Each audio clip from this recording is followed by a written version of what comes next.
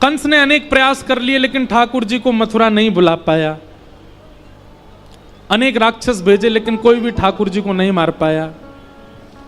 तब नारद जी ने जाकर के कंस को एक युक्ति बताई और कंस से कहा, महाराज कंस, तुम्हारे पास एक कोई तोड़ेगा नहीं और जो तोड़ेगा वो तुमको छोड़ेगा नहीं, इसलिए इस धनुष को ले जाओ। हम अमर तो नहीं बना सकते लेकिन हां, तुम्हारे प्राण धनुष में हैं। जिसने धनुष तोड़ा वही मारेगा। नारद जी ने कहा तुम धनुर्यज्ञ करो, और धनुर्यज्ञ में पुरस्कार देने के लिए, पुरस्कृत करने के लिए कृष्ण बलराम को बुलाओ। हर जगह मारपीट से काम नहीं होता, कुछ प्रेम से करो। किसी को भेजो और जाके वहां ब्रजवासियों में ऐसी खबर फैलवा दो कि कंस पुरस्कार देने के लिए कन्हैया को बुला रहे हैं। क्यों मार दिया, ब्रजमंडल की कितनी रक्षा की। इससे दो बातें होंगी, कृष्ण आ भी जाएंगे और दूसरा ब्रजवासियों के मन में यह भी भावना आ जाएगी कि कंस राक्षस नहीं है। ब्रजवासियों को ऐसा लगता है राक्षस तुमने भेजे हैं।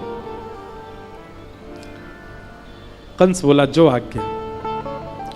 और कंस ने एक मेला का कार्यक्रम रखा और उस मेला में धनुर्यज्ञ किया और अक्रूर जी महाराज को भेजा, जाओ ठाकुर जी को लेकर के मथुरा आओ। अक्रूर जी का प्रसंग भी बहुत सुंदर है पर बहुत विस्तृत है। अक्रूर जी महाराज रास्ते भर सोचते जा रहे हैं, कहीं पूतना, अघासुर, बकासुर, धेनुकासुर जैसे राक्षसों की तरह ठाकुर जी मथुरा से आया हुआ एक राक्षस जान के मुझे भी तो मार तो नहीं देंगे। मैं सब बालक और तू वो कहीं ना जान दे। और ठाकुर जी ऐसे मैया को पीछे करने लगे, उतरने लगे गोद से। मैया के लाला ऐसे ना करो, करें तू आज, मैं तो यूं कह रही हूं मैं कैसे रहूंगी तेरे बिना। मैया ऐसी कोई बात ना है, 2 दिना की तो बात है, मैया जान दे मुझे। मन से तो ठाकुर जी ये कह रहे हैं मैं कैसे जाऊं। बंधु ऐसी कथा आती है कि जब ठाकुर जी लीला कर रहे थे ना तो नारद जी आए और नारद जी आकर के ठाकुर जी से बोले, ठाकुर जी ये क्या कर रहे हो आप। भगवान बोले क्यों, गोपियों के संग रास कर रहे हो, ब्रजवासियों के घर की मटकी चुरा चुरा के खा रहे हो, ग्वाल बालों के गले में गलवैयां डाल के डोल रहे हो। आप इसके लिए आए हो पृथ्वी पर, आप धर्म स्थापित करने आए हैं पृथ्वी पर। आपको कंस को मारना है, पृथ्वी का भार हल्का करना है, और आप तो आसक्तियों की भांति इन ब्रजवासियों में घुल मिल गए हो। कब मारेंगे आप कंस को, कब तक लीला चलेगी आपकी। ठाकुर जी के नेत्रों से आंसू आ गए। बोले नारद तेने मुंह काय को याद दिला दे कि मुंह जानो है। अरे मैं तो भूल ही गयो कि मुंह ब्रजवासी से दूर जानो पड़ेगो।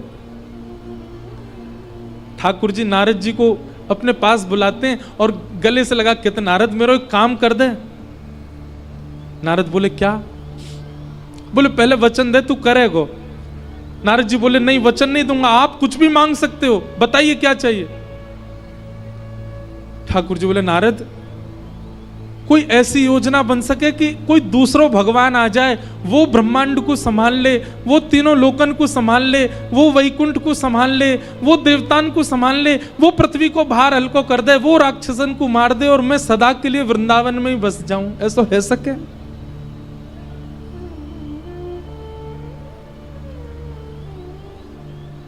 नारद जी थोड़े दूर खड़े हो गए। बोले आप सच में परब्रह्म ही हो ना। पहले इंद्र को मान हुआ, पहले फिर ब्रह्मा की बुद्धि घूम गई। मुझे लगता आज मुझे भी ऐसा लग रहा है कि आप भगवान नहीं हो। निर्गुण निराकार निरीह सबको मुक्त करने वाला आज आसक्ति में क्यों दिख रहा है मुझे।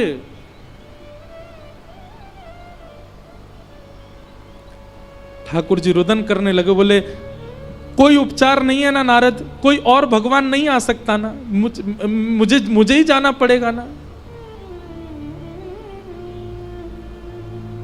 नारद वो दूर देख मधुमंगल घूम रहा है ना, को देखो ये गैया भी ना, पता है नंद बाबा के। बोले लाला शाम को समय होवे दूध काढ़वे को, तूने गौशाला में घुमाए कर। बोले क्यों क्यों बाबा। बोले क्योंकि तू गैयान के सामने तो घूमे आवे तो गैया प्रेम से दूध दे दे, नहीं तो कई गैया तो दूध ही नहीं दे। क्यों? आज कृष्ण नहीं दिखे हमको। संसार के लोग संसार के लिए जीते हैं, पर ब्रजवासी मेरे लिए जीते हैं। नारद मैं कैसे जाऊं इनको छोड़ करके? देख लो ना, कुछ हो सके तो कोई और भगवान आ जाए, उसको तुम भगवान, मैं अपनी पदवी त्याग दूंगा, वैकुंठ छोड़ दूंगा, लक्ष्मी जी से कहना क्षमा कर दें मुझको, अब मैं वापस नहीं आ पाऊंगा, मैं सदा ब्रज में बस जाऊं, इन ब्रजवासियों के बीच, गोपियों के बीच, यशोदा मैया की गोद में सदा रहने का मेरा मन है। सच बताऊं नारद, वैकुंठ से भी ज्यादा सुख है वृंदावन में।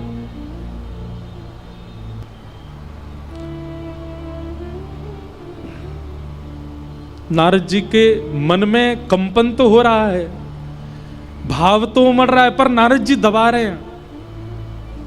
नारद जी चरणों में गिर गए, बोले नाथ नूतन प्रलय हो जाएगा, ब्रह्मांड नष्ट हो जाएगा, 33 कोटि देवी देवताओं के ऊपर आप नहीं रहोगे तो लड़ झगड़ करके आपस में सब मर जाएंगे। मेरी प्रार्थना स्वीकार करो, आपको मथुरा जाना पड़ेगा, ब्रज तो छोड़ना पड़ेगा। सूर्य नारायण से प्रार्थना कर रहे हैं, हे सूर्य नारायण, हमने नित्य आपसे कुछ नहीं मांगा, आज मांग रहे हैं, क्या आप उदित मत हो, आज आप अस्त ही रहो, अंधेरा ही रहने दो, क्योंकि भोर हो कन्हैया चले जाएंगे। आज सूर्य उदय में कोई पक्षी चहक नहीं रहा है, गैया चारा नहीं खा रही हैं, सब अपलक नेत्रों से देख रहे हैं कन्हैया हमको छोड़ के जा रहे हैं। ठाकुर जी जैसे ही बाहर आए, ब्रजवासियों की स्थिति अवर्णनीय है, नहीं रोक पाए अपने रुदन को, चीखें मार मार के रोने लगे ठाकुर जी को। ठाकुर जी बोले अरे तुम पागल है गए हो सबरे, अरे मैं परसों आ जाऊंगा, 2 दिना के काजे जा रहा हूं, इतनों काई को रो रहे हो? लाला तेरे बगैर कैसे जिएंगे हम, तो देखे बगैर वृंदावन में कोई ना रहे। वो हमारो आज 11 वर्ष 56 दिन के हो गए ठाकुर जी, 11 वर्ष 56 दिन में एक दिन ऐसा नाय निकलो लाला जो तो को नाय देखो हो। कैसे रहेंगे हम 2 दिन?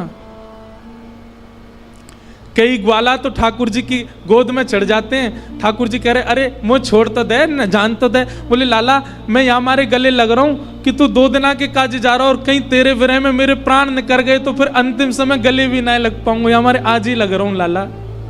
अरे ऐसे काई को बोले, मैं आऊंगा ना परसों मिलूंगा तो ते।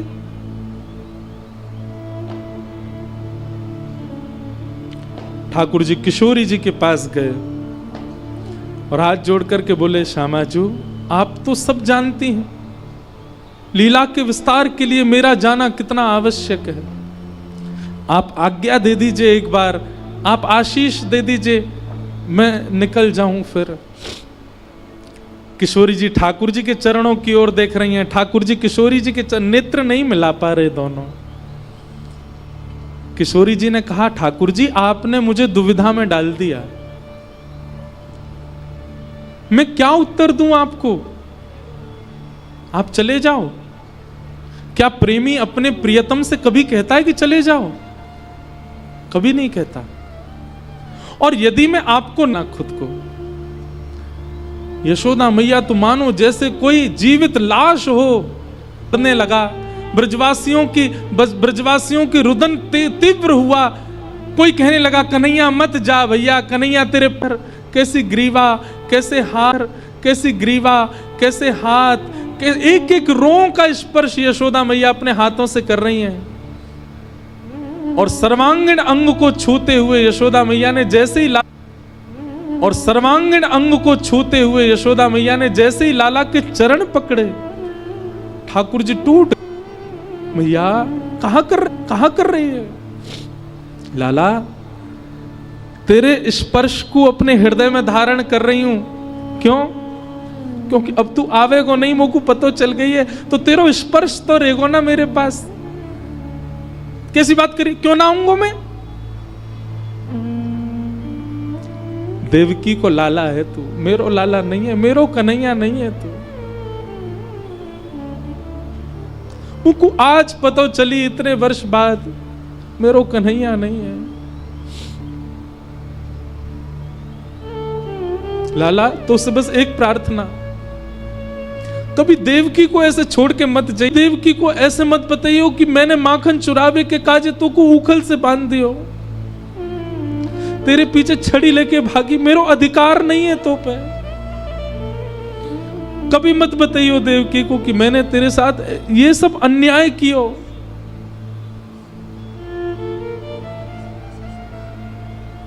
बस एक बात मान ले लाला, चादना मेरे अंतिम श्वास निकल रही हो, जीवन में कभी मत आइयो लौट के, पर जब मेरे अंतिम श्वास निकल रही हो वह समय मेरे सामने आ जाइयो बस। तो को देखते भाई अपने प्राण त्याग दूंगी ना।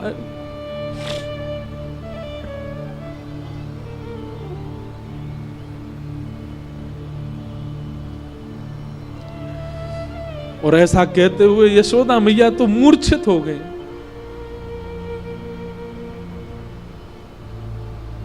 सब ब्रजवासियों को से कहा, ठाकुर जी ने संभालो मां को, और यशोदा मैया की चरण रज अपने सिर पर धारण करके, यशोदा मैया की चरण रज को अपने जिह्वा पे धारण करके, और कुछ चरण रज अपनी जेब में धर के ठाकुर जी ब्रजमंडल को दंडवत प्रणाम करके रथ में आरूढ़ होकर के चले गए।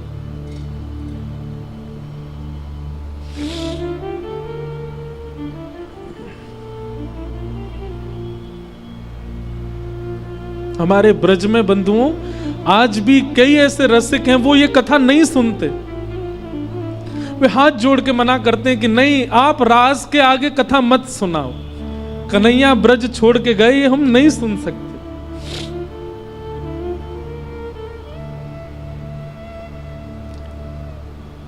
ठाकुर जी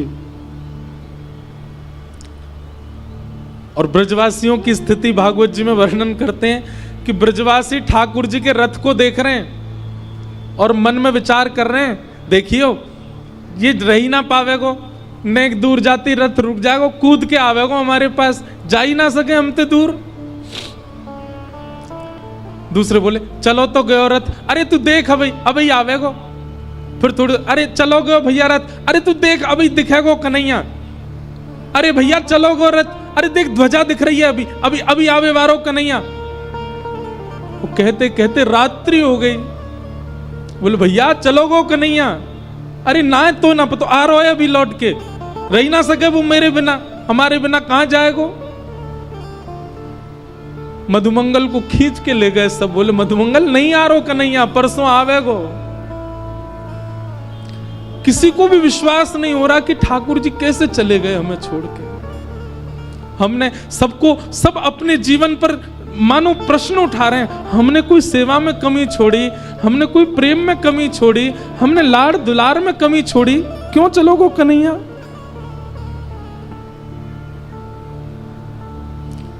कान्हा तेरी जोहत रह गई बात, जोहत रह गई बात। झूठी प्रीत करी मनमोहन, या कपटी के साथ। झूठी प्रीत करी मनमोहन, या कपटी के साथ, या कपटी के साथ। जोहत रह गई बात। कान्हा तेरी जोहत रह गई बात, जोहत रह गई बात। मीरा के प्रभु गिरधर नागर, मीरा के प्रभु गिरधर नाथ, दे गयो ब्रज को चाट, दे गयो ब्रज को चाट, जो हत रह गई बात, जो हत रह गई।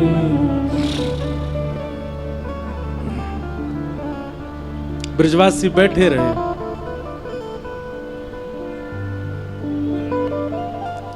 ठाकुर जी मथुरा गए और मथुरा जाकर के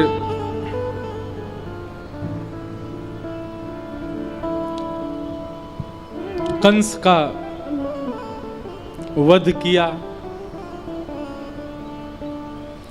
और कंस वध के बाद ठाकुर जी ने अपनी देवकी मैया को कारागृह से निकाला। 11 वर्ष 56 दिन बाद आज ठाकुर जी दिखे हैं देवकी मैया को। भगवान पढ़ने के लिए सांदीपनी गुरुकुल गए, लौट करके आए।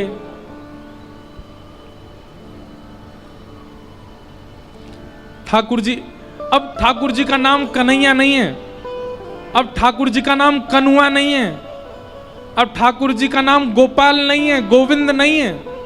अब ठाकुर जी का नाम क्या है? राजाधिराज मथुराधिपति देवकी नंदन वसुदेव नंदन श्री कृष्ण चंद्र महाराज। और जब कोई इस नाम का उच्चारण करता है ठाकुर जी अपने कान बंद कर लेते हैं। ठाकुर जी को मानो ऐसा लगता है कि कोई कील ठोक रहा है मेरे कानों में। अपने कक्ष में चले जाते हैं, भीतर से बंद कर लेते हैं और खिड़की पर खड़े होकर के ब्रज को ही देखते रहते हैं। ठाकुर जी कन्हुआ, कन्हैया, लाला, गोपाल, गोविंद, माधव, सब नाम याद आते हैं, कोई नहीं बोलता।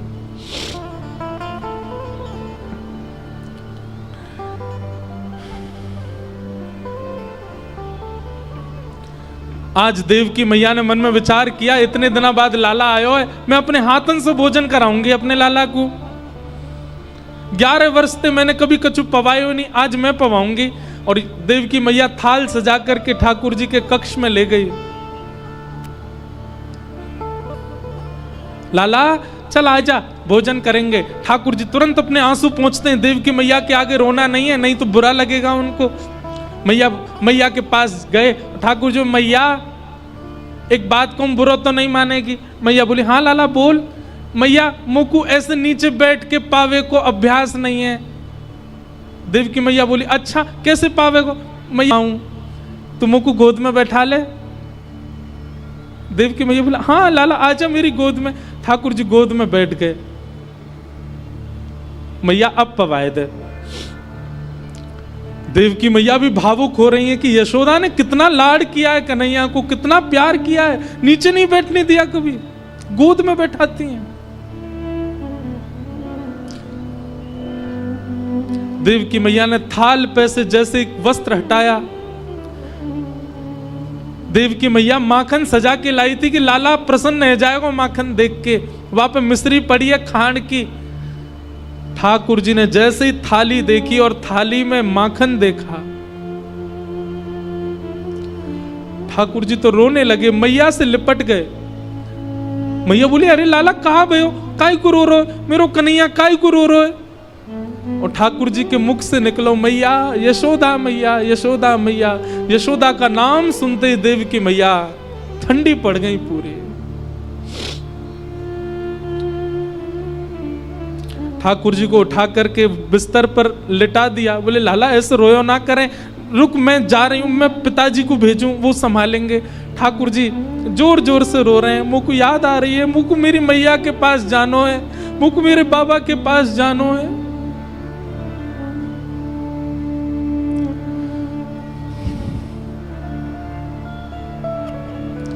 यशोदा मैया ने नीचे जाकर के ये बात वसुदेव जी से कही। वसुदेव जी बोले, मेरा जाना भी उचित नहीं लाला के पास, मैं रुको, उसके मित्र उद्धव को भेजता हूं, वो बात करेगा।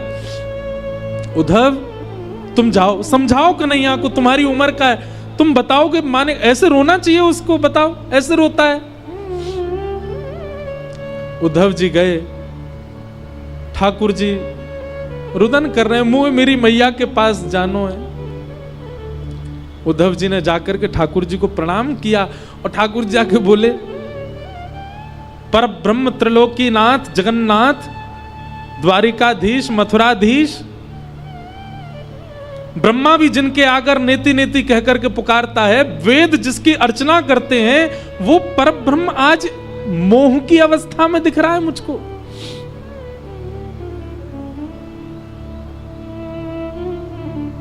क्या बात है कन्हैया, आप ऐसे क्यों रो रहे हैं?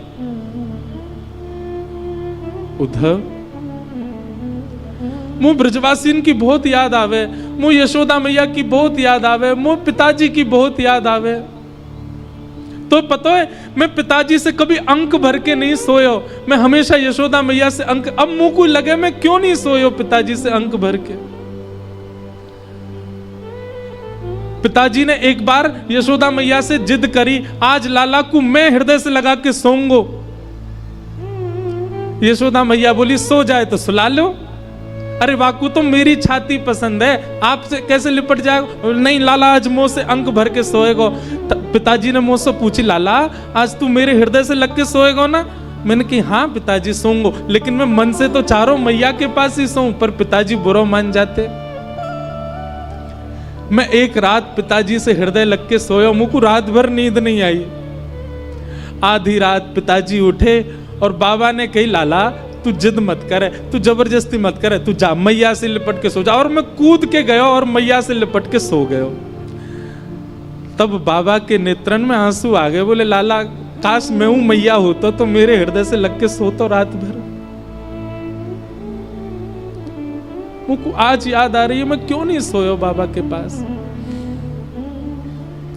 ब्रज की गोपीन की याद, ग्वाल बाल मधुमंगल पतो ना जीवित है कि नहीं, मुझे देखे बगैर एक क्षण नहीं रहे वो। उद्धव तू एक बार ब्रज चलो जा। और सुन मैं यामारे कह रहा हूं, तू ब्रज जाएगो, तू जाकर के उनके रुदन को शांत कर देगो, वे मुंह को याद करनो बंद कर देंगे तो मुंह को भी उनकी याद कम आएगी। वास्तव में मुंह को याद ज्यादा यामारे आवे, क्योंकि वो भी मुझे बहुत याद करें। उद्धव मेरी मैया से जा कहियो, मैया से जा। हमारे ब्रज का बहुत सुंदर पद है। ठाकुर जी उद्धव से कह रहे हैं, उद्धव तू ब्रज जाकर के मेरा संदेशा दे दे। तेरो लाला दुख पावे, मेरी मैया से जा कहियो दो, मेरी मैया से। उद्धव मैया को जाके तू मेरो संदेशा देगो? बोले कहा यहां मथुरा में सब मुंह को नहवाए दे। उद्धव बोले मतलब? उद्धव यशोदा मैया मुंह को नहवावे नहीं, गरम गरम जल लेके आती और मेरे मोहन एक पहुंच के अपनी पल्लूते पहुंच देती। यहां पे कोई ना करे ऐसो। कोई ना धोवे मुख ताते जल, तातो मतलब ब्रज भाषा में गरम को बोलते हैं ताता। कोई न मुख धोवे ताते जल, अचरा पहुंच सवारे मैया। कोई न मुख धोवे ताते जल, अचरा पहुंच सवारे। माखन रोटी नाम न जाने, माखन रोटी नाम न जाने। और कनुआ कहे मोए कोई न बुलावे, मेरी मैया से जा कहियो दो, मैया से जा तेरो लाला दुख दुख पावे, मेरी मैया से जाके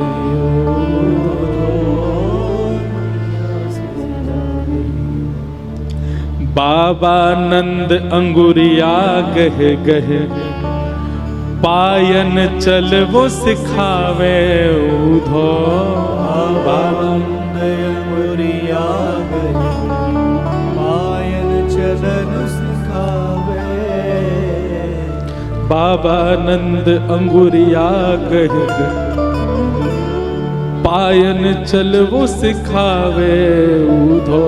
बाबा नंद अंगुरिया गह गह, पायन चलन सिखावे। एक लीला सुनाऊं। नंद बाबा अपनो प्रेम, पिता अपना प्रेम प्रकट नहीं कर पाता पुत्र से। नंद बाबा देखते हमेशा यशोदा ती चुपको रे, तो नंद बाबा ने एक योजना बनाई। कहा नंद बाबा को अगले दिन सवेरे जो पोशाक पहननी है वो पोशाक की चद्दर बना के लाला को उड़ा दें। रात भर लाला वही में दुल्लर तिल्लर होवे, वही में सोवे, वही में खो जाए, वही में भीतर घुस जाए। और जब ठाकुर जी सुबह उठ जाते हैं, ठाकुर जी के लंबे लंबे हाथ लटक रहे हैं, बाबा के कुर्ता पहन के डोल रहे हैं। और जब ठाकुर जी वहां से पूरे अपनी सुगंधी से वह कुर्ता को अंकित कर दें, तब नंद बाबा पहन के पूरे दिन घूमे और बार बार अपनी बाह सूंघ सूंघ के, अपने वस्त्र सूंघ सूंघ के लाला को याद करें, मेरो लाला यही में सोवे, मेरो लाला मेरे वस्त्र पहन के सोवे। ठाकुर जी कह रहे हैं उद्धव बाबा कहां पहनते होंगे, मेरी सुगंधी ना आती होगी, कितने परेशान होते होंगे। बाबा नंद अंगुरिया गह गह, आंगन चल वो सिखावे उधो। नंद अंगुरिया गह, पायन चलन सिखावे। मुझे चल वो सिखावे। और पता है था को जान कन्हैया मेरो, था को जान कन्हैया मेरो लाला थक गए होगो, नेक चलवाते और यूं सोचते थक गए होगो। था को जान कन्हैया मेरो, था को जान कन्हैया मेरो। गोद उठा हृदय सो लगावे, मेरी मैया से जाकर उधो।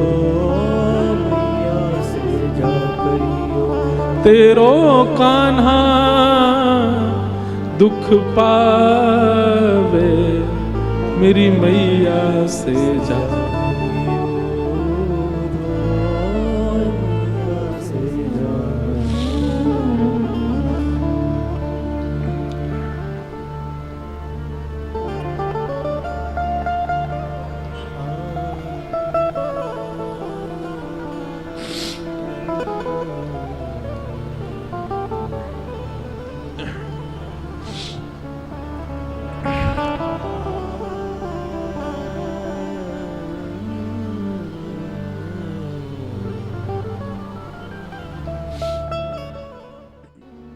उद्धव जी ठाकुर जी के पास गए। कैसी विडंबना है प्रेम में कि प्रेम में व्यक्ति को समझाना पड़ रहा है कि तुम कौन हो। यह प्रेम का स्वरूप होता है कि व्यक्ति स्वयं को भूल जाता है, स्वयं की स्थिति, स्वयं के स्तर से परे हो जाता है। अरे व्यक्ति की क्या बात करें, ठाकुर जी भूल गए कि मैं भगवान हूं। उद्धव जी बता रहे हैं आप जगत नियंता हैं प्रभु, आप त्रिलोकीनाथ हैं। आपको देख करके सब जनों के हृदय से मोह नष्ट हो जाता है, आप मोह में पड़ गए। आप आसक्ति में कैसे पड़ सकते हो। भगवान कहते हैं उद्धव तुझे कभी प्रेम हुआ। उद्धव बोले नहीं, आज तक ऐसा सौभाग्य नहीं मिला। बंधुओं उद्धव जी को आप सामान्य मत समझना, उद्धव जी सामान्य नहीं है। श्रीमद् भागवत जी में उद्धव जी के बारे में लिखा है वृष्णीनां प्रवरो मंत्री कृष्णस्य दयितसखा शिष्यो बृहस्पतिर्साक्षात् उद्धवो बुद्धिसत्तम। उद्धवो बुद्धिसत्तम। वृष्णि नाम प्रवरो मंत्री। बहुत ध्यान से सुनिएगा सब लोग, बिल्कुल जो आवे जावे वाले हैं उनको जहां मिले वहीं बैठा दे करो।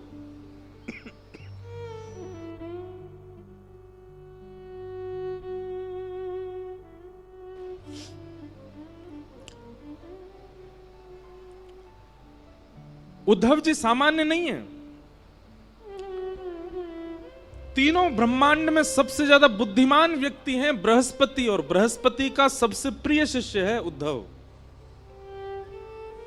और जहां पर भगवान अपनी विभूतियों का वर्णन करते हैं कि इनमें ये मैं हूं, इनमें ये मैं हूं, इनमें इनको मेरा ही स्वरूप मानना, ऐसे भगवान ने कहा यदुवंशियों में उद्धव ये मैं ही हूं। उद्धव में और मुझ में किंचित भेद मत मानिएगा, हम दोनों समान हैं। बताओ भगवान श्री कृष्ण के कितने सखा हैं पूरी कृष्ण लीला में? 3। कौन कौन? अर्जुन, उद्धव और श्री सुदामा जी। ब्रजवासियों को आप सखा मत मानो, वो तो प्राण है ठाकुर जी के। कई लोगों ने मुझसे कहा, बोले आप कहते हैं 3 सखा ठाकुर जी के, मधुमंगल श्रीदामा ये कौन? मैंने कहा ये तो प्राण है ठाकुर जी के।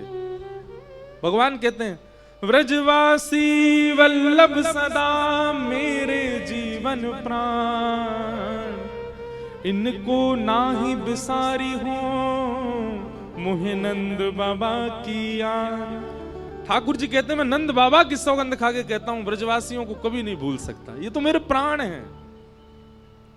सखा भगवान के 3 हैं। कौन कौन? उद्धव, अर्जुन और सुदामा जी। उद्धव जी ठाकुर जी के पास गए और ठाकुर जी के पास जाकर के उद्धव जी समझा रहे हैं ठाकुर जी को, हे ठाकुर जी आप अपने रूप को पहचानिए, आप सामान्य नहीं हैं।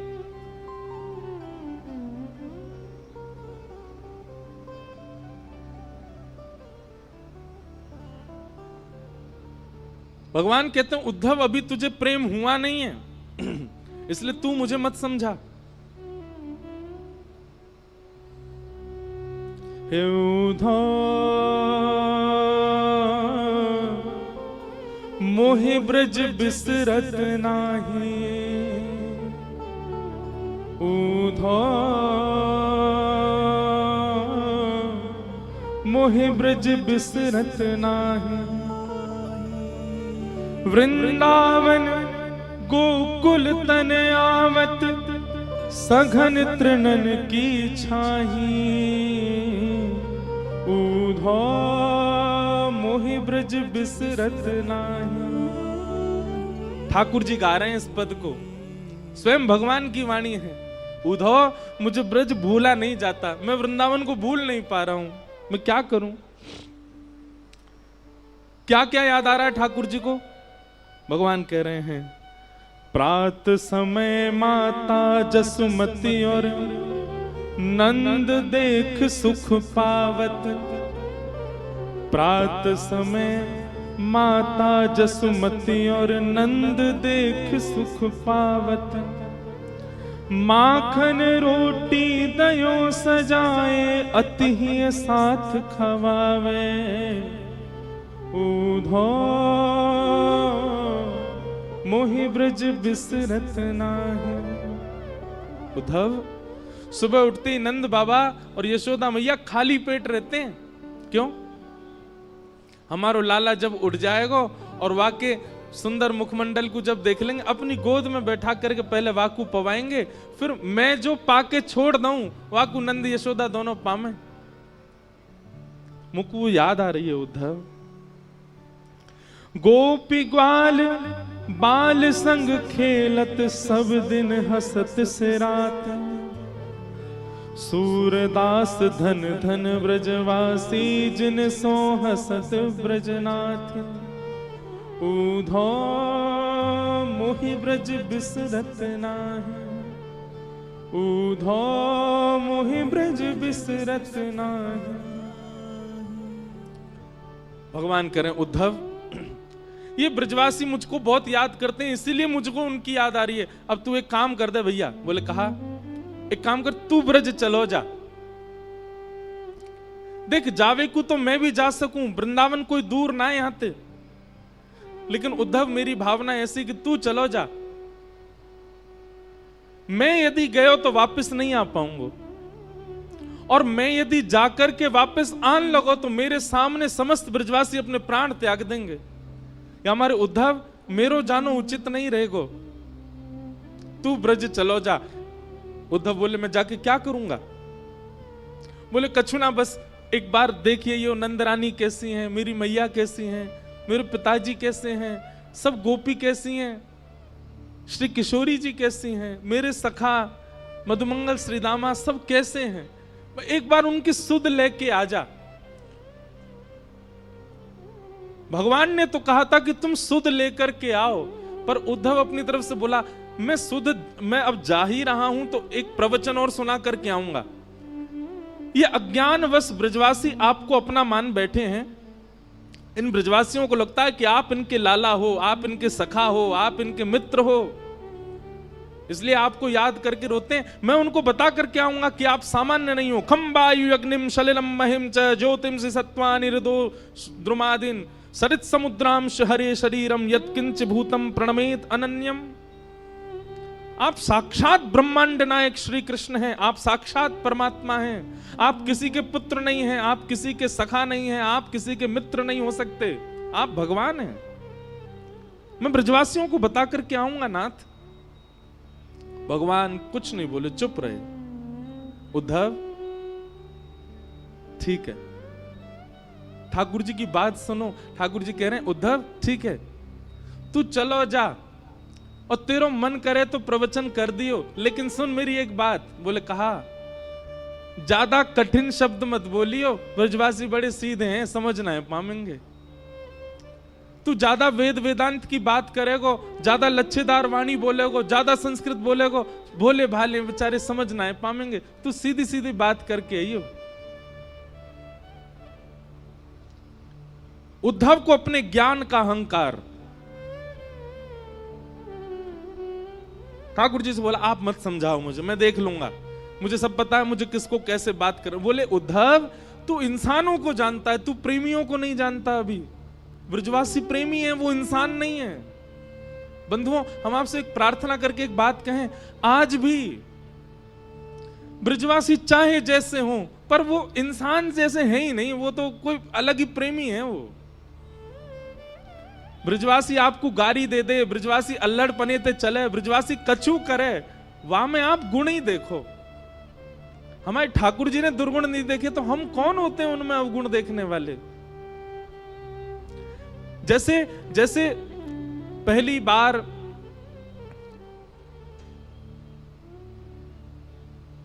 प्रियतमा जब अपने प्रियतम को अपने पिता से मिलाती है तो बार बार अपने पिता को कहती है आप ज्यादा तेज नहीं बोलना, आप उसको ऐसे नहीं बोलना, आप पिताजी उसके पिताजी के बारे में कुछ मत बोल देना, आप धीमे बात करना, आप बहुत तेज बोल जाते हैं, वो डर जाएगा। वो अपने प्रियतम के लिए पक्ष लेती है और सबको समझाती है कि आप ऐसे मत बोलना।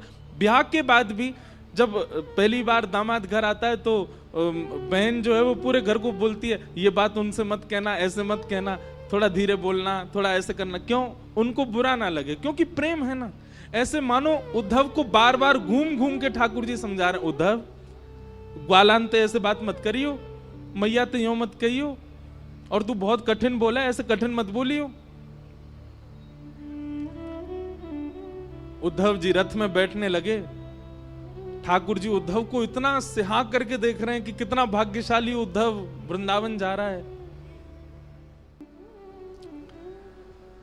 उद्धव जी ने जैसे ही रथ में आरूढ़ हुए, भगवान अरे नेक रोक उद्धव, नीचे आ। उद्धव बोले अब क्या बात हो गई ठाकुर जी? बोले नीचे तो आ। उद्धव जी नीचे आए तो ठाकुर जी ने अपने गले से काली कमली उतार करके उद्धव को पहना दी और अपने मुकुट में से मोर पिच्छ निकाल करके उद्धव को पहना दिया और अपने अंक में भर लिया। बोले अब जाओ। उद्धव जी बोले इसकी क्या आवश्यकता, आप मुझे ये क्यों पहना रहे हो? ठाकुर जी बोले बिना या के जाएगो तो ब्रजवासी तोते बात ना करेंगे, या को पहन के जाएगो तो ब्रजवासी इनको लगेगो कि हमारो सखा आयो है। अब जाओ। उद्धव जी महाराज रथ में बैठ करके जा रहे हैं, अपने ज्ञान का अभिमान भर करके जा रहे हैं प्रेम की नगरी में।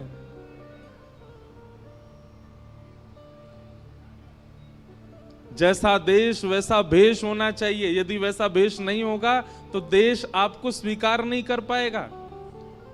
वृंदावन के लिए ज्ञान की आवश्यकता नहीं है, वृंदावन के लिए बहुत यश की आवश्यकता नहीं है, वृंदावन के लिए बहुत संपत्ति होना आवश्यक नहीं है। कुछ नहीं हो चलेगा, पर प्रेम होना बहुत आवश्यक है चित्त में, नहीं तो वृंदावन स्वीकार नहीं करेगा। आप वृंदावन लाख बार हुआ हो, वृंदावन स्वीकार करेगा तो वृंदावन अलग ही दिखने लगेगा आपको। आपको छोटी गलियां नहीं दिखेंगी, आपको भीड़ नहीं दिखेगी, आपको बंदर घूमते कूदते नहीं दिखेंगे, आपको कुछ अलग ही दिखेगा। अगर वृंदावन स्वीकार कर लेगा तो दृष्टि बदल जाएगी। पर वृंदावन स्वीकार के लिए प्रेमी बन करके जाओ। उद्धव जी महाराज वृंदावन जा रहे हैं। अब वृंदावन की स्थिति सुनो। अभी ठाकुर जी को ब्रज से गए हुए लगभग 4 वर्ष हो गए, 4-5 वर्ष ठाकुर जी को जाए हुए हो गए। और वृंदावन की स्थिति क्या है? आज भी इतने वर्ष ठाकुर जी के गए हुए हो गए, आज भी मधुमंगल, श्रीदामा, तन सुखा, मन सुखा, धन सुखा और ब्रजमंडल के समस्त गोप ग्वाल मथुरा के मार्ग पर आकर के बैठ जाते हैं और एक छांव के नीचे बैठ करके मथुरा की ओर देखते रहे। मैं कन्हैया आ रहे होगो, परसों की कह के गयो, आ रहे होगो। रोज प्रतीक्षा करते हैं इतने वर्षों से नित्य, और शाम तक प्रतीक्षा करते करते जैसे ही रात हो जाती है तो रोते रोते जाते हैं और नंद भवन के बाहर जाकर के कहते हैं, अरे यशोदा, ओ मैया सुन, तेरो लाला आजो नहीं आयो। परसों की कह के गए हो ना मैया, यही सोच के सो जाइयो कि आज नहीं आवेगो, परसों आवेगो। कल भी मैया यही सोच के सो जाइयो कि परसों आवेगो, परसों भी यही सोच के सो जाइयो कि परसों आवेगो।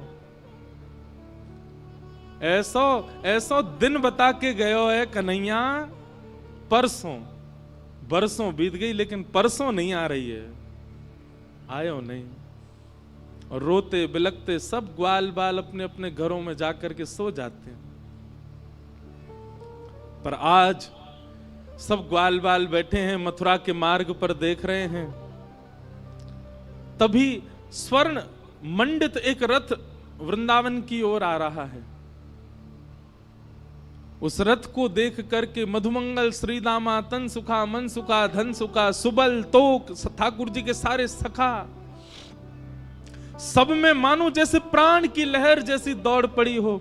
अरे कन्हैया आ गयो, अरे हमारो लाला आ गयो, अरे देखो भैया सखा आ गयो, अरे आज परसों आ गई, आज तो कन्हैया आ गयो, अरे मथुरा ते रथ आ रहो भैया, अरे कोई जाओ, जाकर के पूरे वृंदावन में हल्ला मचाओ, व्यवस्था करेंगे, बंधन बार बांधेंगे, रोली लाएंगे, अरे भैया सारी भूल माफ कर देंगे, लाला को हृदय से लगाएंगे, हमारो लाला आ गयो।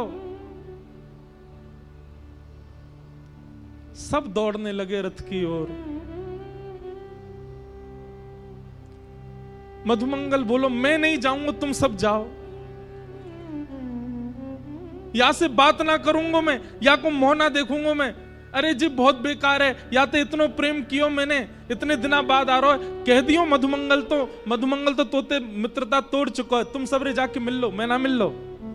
श्री दामा समझा रहे, अरे भैया लाला आयो, एक बार जोड़ते दौड़ के गले लगा ले, फिर भली नाराज है जाइयो, इतने साल बाद आ रहे हो, मिल तो ले। मधुमंगल बोलो, सही कह रहे हो श्री दामा, लाला बहुत दिनों बाद आ रहे हो, एक बार अंक से भर लूंगा कस के और फिर दारी के ऐसो दूर फेंकूंगा, मुझे फिर मत मिलवाइयो बातें जी, बहुत उद्यमी है, इतने दिनों बाद आ रहा हो, चल चल चल दौड़ के सबर मिले बातें। सब ब्रजवासी दौड़ करके गए और बीच मार्ग में ही रथ रोक लिया, चारों तरफ से घेर लिया। सबके मुखमंडल पर प्रसन्नता है और नेत्रों में आंसू हैं।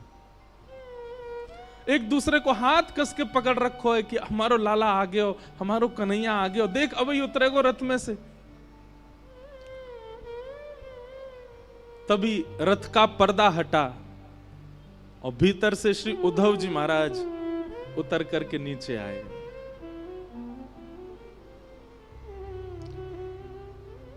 सखाओं ने उद्धव को देखा ही नहीं, वो सब अभी भी पीछे ही देख रहे हैं। जे तो कोई सेनापति है, लाला आए होगो, अरे भैया राजा बन गो मथुरा को, अब वाको नाम बहुत बड़ो है गो, मथुराधिपति वसुदेव नंदन देवकी नंदन, मुंह पे तो बोले ना है, जन कहा नाम है गो वाको। उद्धव जी महाराज बोले जय श्री कृष्ण, सब ग्वाल बाल बोले भैया जय श्री कृष्ण, तू हट जा, परे को हट जा, लाला आ रहा हमारो, लाला उतरेगो रथ में ते। उद्धव जी महाराज कह रहे हैं श्री कृष्ण नहीं आए हैं, मैं उनका अत्यंत घनिष्ठ सखा हूं, मेरा नाम उद्धव है, मैं यदुवंशियों का सेनापति हूं। श्री कृष्ण नहीं आए हैं, आप सबकी खबर लेने के लिए, सुध लेने के लिए उन्होंने मुझको ही भेजा है। उद्धव के ये वचन उन सब सखाओं के कानों में जैसे मानो बाण की तरह लग रहे हों। मधुमंगल तो वहीं बेसुध होके गिर गया और जोर से हंसने लगा और हंसते हुए बोलो, देखो भैया श्रीदामा, ओ भैया तन सुखा मन सुखाओ, देख रहे हो, परसों की कह के गयो, बरसों तक आयो नहीं है, और बरसों बाद भी याद आई है तो स्वयं नहीं आयो, अपनो सखा भेजो, हमारी सुध लेवे, ये देखवे भेजो हम मर गए कि जी रहे हैं।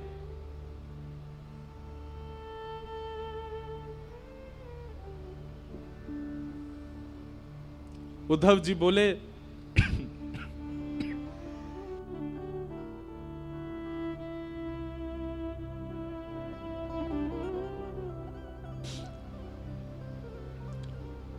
श्री कृष्ण आप सबको बहुत याद करते हैं। बोले मत बोले भैया, तू मत बोले, तेरे हाथ जोड़े, तू काय को आयो ये बता दे हमें, तेरा काम पूरा करा दे, अब आगे मत बता, वाह को नाम मत ले हमारे सामने। अब उद्धव जी महाराज बोले मुझे यशोदा मैया से मिलना है, मुझे नंद बाबा से मिलना है, आप में से कोई मुझे मार्ग बताएगा, नंद भवन कहां है, मैं चला जाऊं वहां पर। मधुमंगल बोलो मार्ग बताऊं तो को, आजा मेरे संगा। उद्धव का हाथ पकड़ करके ले गए, एक छोटा सा जल का एक नाला जैसा बह रहा था। बोले या के किनारे किनारो चलो जाइयो, और जहां से ये जल उद्गम है रो है, जहां से ये जल आ रहे हो है, वही नंद भवन है, चलो जा जा। उद्धव जी बोले नाले का उद्गम नंद भवन से? पहली बार सुन रहा हूं, किसी घर से कोई नाला निकलता है क्या?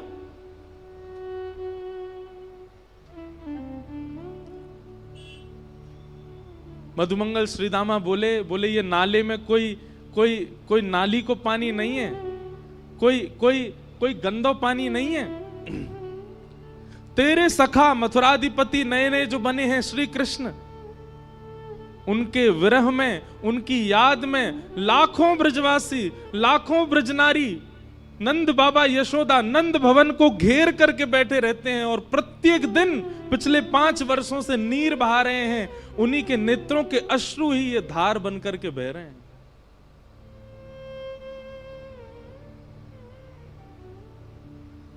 उद्धव जी महाराज को जब ये बात पता चली कि ये ब्रजवासियों के विरहाश्रु हैं, स्तब्ध हो गए। एक प्रकार से मानो जैसे खून ठंडा पड़ गया हो उद्धव जी का, बुद्धि शून्य हो गई हो। ये कैसे हो सकता है? इतना संभव कैसे हो सकता है? उद्धव जी महाराज अब अपने ज्ञान के अभिमान को धीरे धीरे नष्ट कर रहे हैं, धीरे धीरे नष्ट। ज्यों ज्यों वृंदावन में कदम बढ़ा रहे हैं, त्यों त्यों उद्धव जी शून्य होते जा रहे हैं। वृक्षों में देखते हैं तो वृक्षों पर बैठे हुए पक्षियों के भी नेत्रों में अश्रुबिंद दिखते हैं। क्यों? वो पक्षी भी उसी रथ की ओर देख रहे थे कि श्री कृष्ण आए होंगे। वृंदावन में प्रवेश किया तो गाय चारा नहीं चर रही है, पतली हो गई है, एक एक हड्डी दिखाई दे रही है। मधुमंगल श्रीदामा बताते चल रहे, देख ये कन्हैया को देख के बेचारी भोजन करे, इतने दिन है गए भोजन ही ना करे, पतरी है गई है। सबकी स्थिति बताते हुए चल रहे हैं। उद्धव को इतना एहसास तो हो गया कि वृंदावन से श्री कृष्ण नहीं गए हैं, वृंदावन से सबका प्राण चला गया है मथुरा।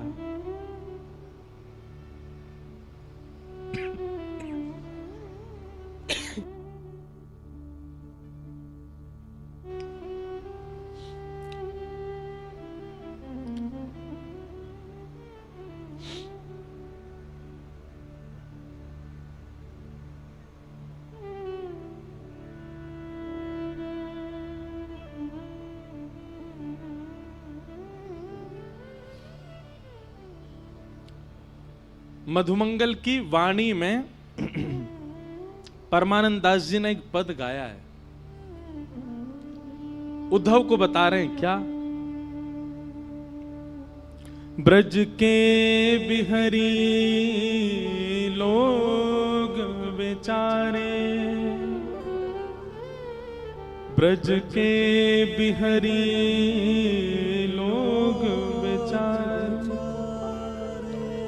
बिन गोपाल ठगे से ठाड़े, अति दुर्बल तनहारे, ब्रज के बिहरी लोग बिचारे। शब्द सुनिए, बिन गोपाल ठगे से ठाड़े। जैसे कोई ठग करके भाग जाए तो जो ठगा गया है उसकी स्थिति जैसी हो जाती, ऐसे हो गए ब्रजवासी। बिन गोपाल ठगे से ठाड़े, अति दुर्बल तनहारे, ब्रज के बिरही लोग बिचारे। मात जसोदा पंथ निहारे, निरख साज सकारे। माता यशोदा पूरे दिन चिंतन करती रहती हैं कि कन्हैया आवेगो। उद्धव जी महाराज नंद भवन जब पहुंचे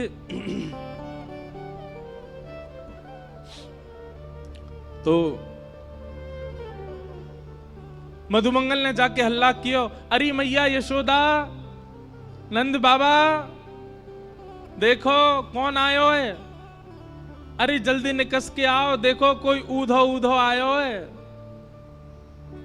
देख लो एक बार कोई आयो मथुरा ते। यशोदा मैया अपने कक्ष से निकल करके आई और आकर के मधुमंगल पर चिल्लाने लगी, मधुमंगल तू कब सुधरेगो?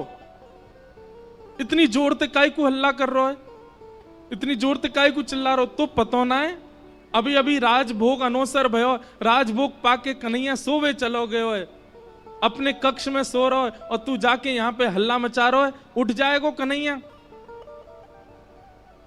इतनी बार समझाऊं तो समझ में ना आवे, ऐसी जोर जोर ते चिल्लावे घर पे आके, अभी उठ जाएगो कन्हैया, फिर उठ जाएगो रोवेगो, मोह परेशान करेगो।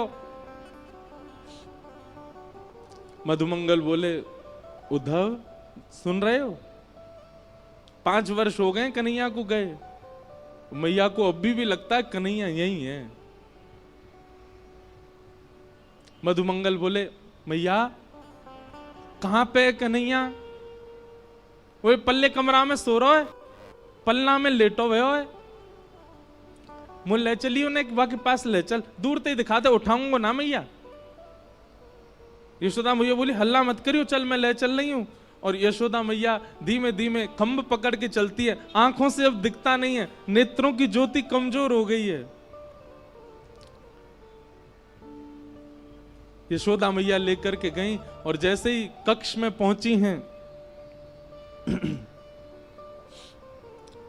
कक्ष खोलकर के भीतर प्रवेश करते ही यशोदा मैया धड़ाम से गिर पड़ी और रुदन करते हुए बोली, अरे मधुमंगल, मैं तो भूल ही गई, कन्हैया तो चलो गो कब को, कन्हैया तो मथुरा में बस गए हो, कन्हैया तो देवकी को लाला है गए हो।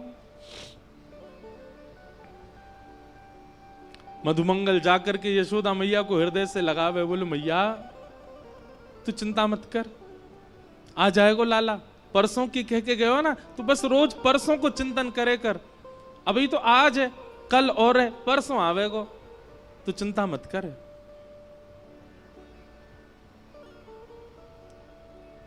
मधुमंगल जी बोले, उद्धव और क्या देखना है बताओ। उद्धव जी महाराज स्तब्ध होकर के सब स्थिति देख रहे हैं। उद्धव जी मन में सोच रहे हैं, मैंने विरह देखा है, मैंने व्याकुलता देखी है, पर इतना विषम विरह मैंने नहीं देखा, इतना कठिन व्याकुलता मैंने नहीं देखी कहीं भी। इतने में नंद बाबा आ गए। नंद बाबा ते चलो ना जाए।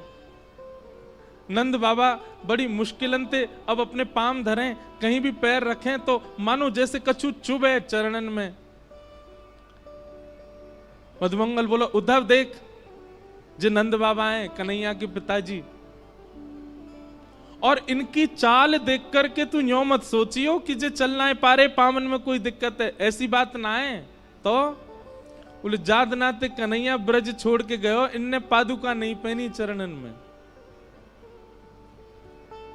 बिना पादुका पहने गैया चरावे जामे, बिना पादुका पहने खेतन में जामे, बिना पादुका पहने गिरिराज जी चले जाएं, वही से इनके चरणन की सबरी बेरी फट गई हैं।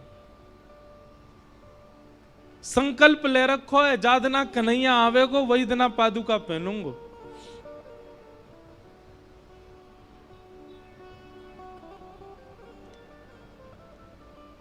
उद्धव जी महाराज ने प्रणाम किया।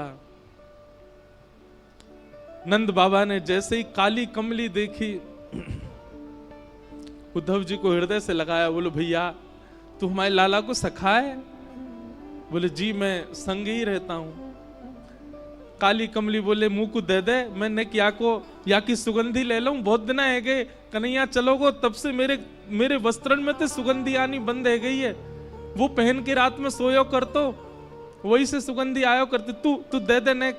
उद्धव ने अपनी काली कमली उतार के दी और नंद बाबा अपने हृदय से लगा करके और मधुमंगल से बोले, अरे मधुमंगल बहुत दिन आगे सोयो ना हूं भैया, ऐसा लग रहा हो कन्हैया गोद में आ गयो, अब मैं तो निद्रा कर रहा हूं, तू उद्धव को कछु पवाए दियो हैं। और नंद बाबा गहरी निद्रा में चले गए, काली कमली को अंक से लगा करके। उद्धव ये समस्त दृश्य देख करके शून्यता में जा रहे हैं।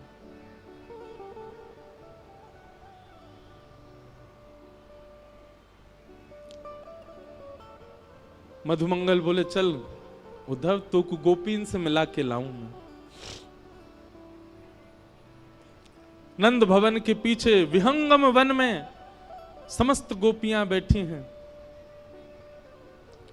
और एक वृक्ष के नीचे उद्धव जी जाकर के खड़े हो गए। गोपियां आपस में चर्चा कर रही हैं, चारों ओर लाखों गोपियां और मध्य में एक शिला के ऊपर तप्त कांचन गौरांगी श्री किशोरी जी बैठी हैं, हमारी लाडली जी बैठी हैं। उद्धव जी खड़े खड़े सबकी बात सुन रहे हैं। तभी एक गोपी कहती है, कल तो कन्हैया ने मेरे संग बहुत ही बुरा कियो।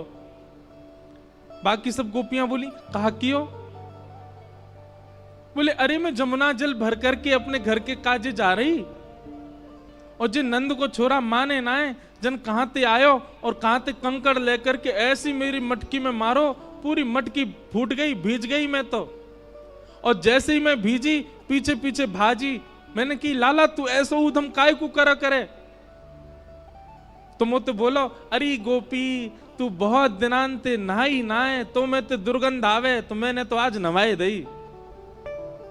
मैंने कि रुक जा दारी के तो जमुना जी में फेंकूंगी मैं। पीछे पीछे भाजी सब गोपियां कह रही हैं फिर कावे हो फिर कावे हो।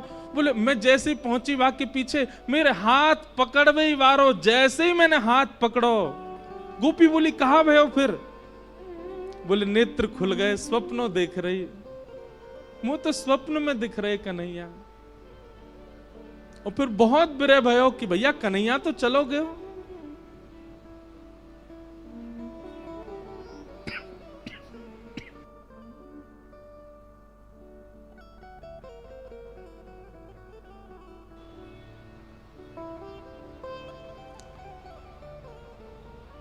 कोई गोपी कोई भाव कहती है, कोई गोपी कोई भाव कहती है। मध्य में बैठी हुई किशोरी जी सबके भाव सुन रही हैं, अपलक नेत्रों से केवल नीचे की ओर देख रही हैं, पलक भी नहीं झपक रही हैं। तभी एक गोपी ने जाकर के किशोरी जी के चरणन को स्पर्श किया। हे श्यामा जी, कछु भाव आप भी बताओ ना, आपको कृष्ण के अनुभव कैसे हो। मैं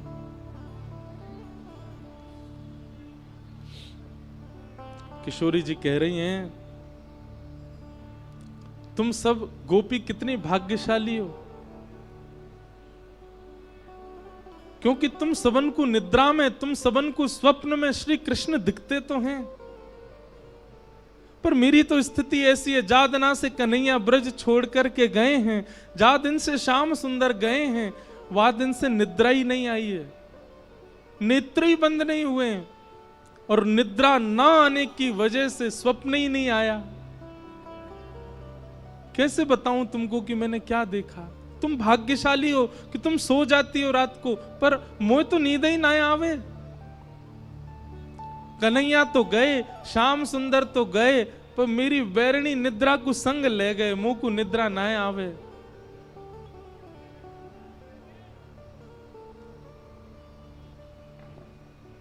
सब सखियां बैठ करके चर्चा कर रही हैं, रुदन कर रही हैं। और रुदन भी कैसा बंधुओं, स्वर नहीं है किसी के रुदन में, शब्द नहीं है किसी के रुदन में, केवल रुदन है। नेत्र मानो अश्रु से भरे ही रहते हैं, बिना अश्रुओं के नेत्र किसी ब्रजवासी के हैं ही नहीं। वो सामान्य चर्चा भी करते हैं, चलते फिरते भी अश्रु निकलते ही रहते हैं।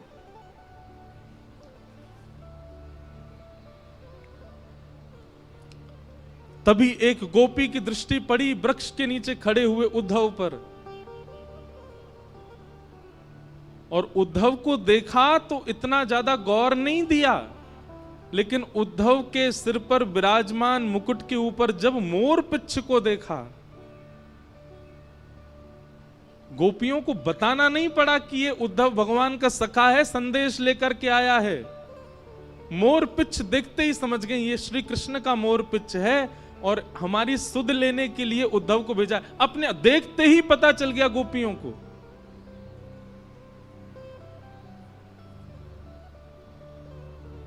और तभी एक भौरा उड़ता हुआ वहां आया, और उस भौरे के वर्ण को देख करके, भौरे के स्वरूप को देख करके श्री किशोरी जी ने भागवत में केवल एक गीत गाया है, जिसका नाम है भ्रमर गीत। मधुपक तब बंधो मास्पृशांग्रिम सपत्न्या, कुछ विलुलित माला कुंकुमश्मश्रुभिर्न, बहतु मधुपतिस्तन मानिनीनां प्रसादं, यदु सदसि विडम्यं यस्य दूतस्त्वमिद्रिक्।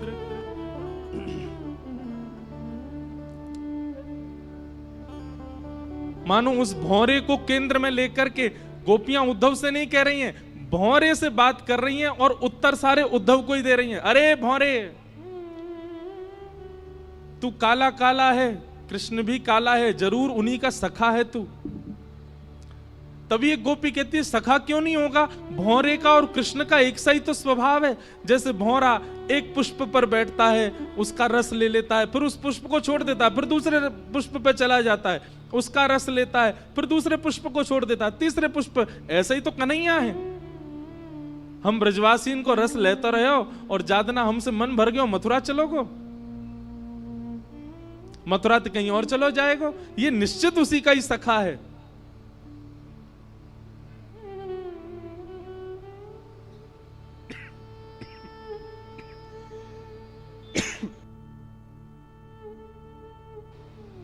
बंधुओं, अर्जुन भगवान श्री कृष्ण का विद्यार्थी है, पर हमारे ब्रजमंडल में उद्धव को ज्यादा मानते हैं। क्यों? क्योंकि उद्धव श्री किशोरी जी का विद्यार्थी है, उसको किशोरी जी ज्ञान दे रहे हैं।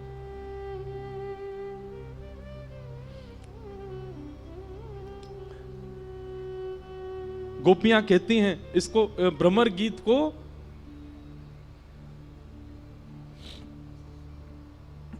व्याज स्तुति कहते हैं। व्याज स्तुति का मतलब होता है कर तो स्तुति रहे हैं पर टोंट मार मार के स्तुति कर रहे हैं। तो गोपियां यहां पर भगवान पर टोंट मार रही हैं और उद्धव को सुना रही हैं। गोपियां कहती हैं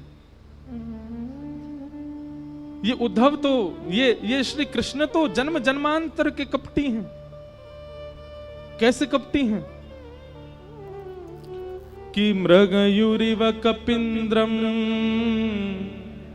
विव्यधे लुब्धधर्मा स्त्रयमकृत विरूपा स्त्रीजितः कामयाना बलिमपि बलिमत्वा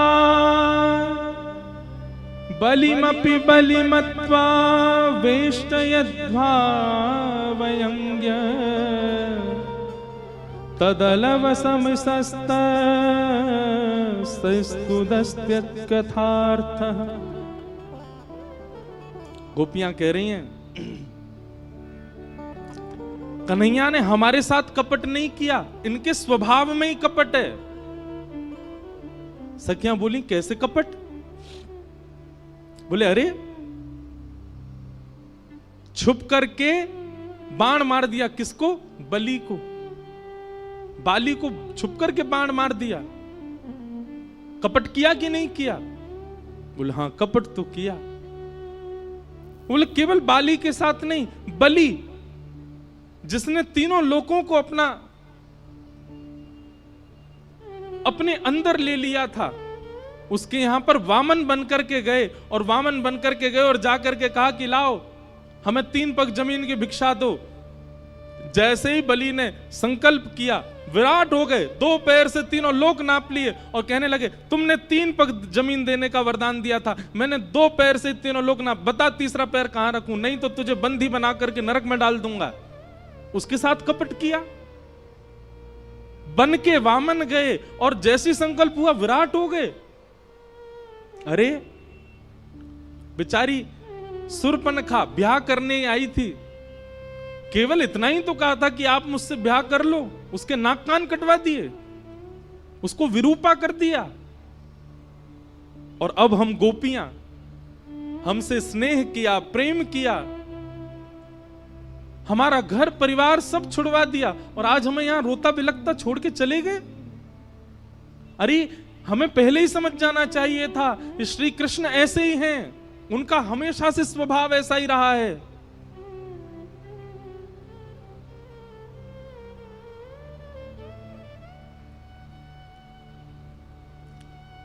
तभी एक गोपी ने उद्धव की ओर अंकित किया, ये देखो उसका सखा आया है हमको समझाने के लिए। हे उद्धव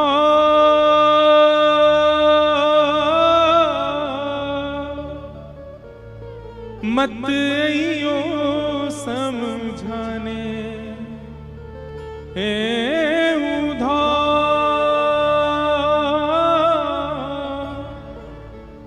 मत आइयो समझाने, जाके कांटा लगे सो जाके कांटा लगे सो ही जाने।